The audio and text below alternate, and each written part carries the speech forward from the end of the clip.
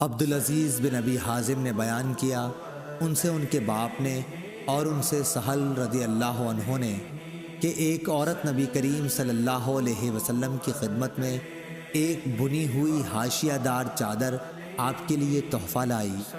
سہل بن سعد رضی اللہ عنہ نے حاضرین سے پوچھا کہ تم جانتے ہو چادر کیا؟ لوگوں نے کہا کہ جی ہاں، شملہ۔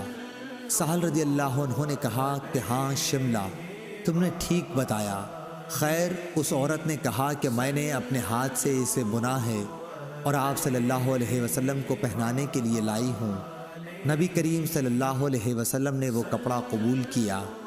آپ صلی اللہ علیہ وسلم کو اس کی اس وقت ضرورت بھی تھی، پھر اسے ازار کے طور پر باندھ کر آپ صلی اللہ علیہ وسلم باہر تشریف لائے تو ایک صاحب عبد الرحمن بن عوف رضی اللہ عنہ نے کہا کہ یہ تو بڑی اچھی چادر ہے، یہ آپ صلی اللہ علیہ وسلم مجھے پہنا دیجئے۔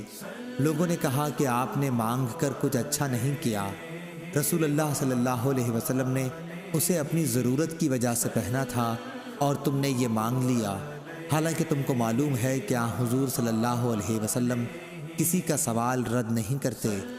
عبد الرحمن بن عوف رضی اللہ عنہ نے جواب دیا کہ خدا کی قسم، میں نے اپنے پہننے کے لیے آپ صلی اللہ علیہ وسلم سے یہ چادر نہیں مانگی تھی، بلکہ میں اسے اپنا کفن بناؤں گا۔ سہل رضی اللہ عنہ نے بیان کیا کہ وہی چادر ان کا کفن بنی۔ صحیح بخاری حدیث نمبر 1277۔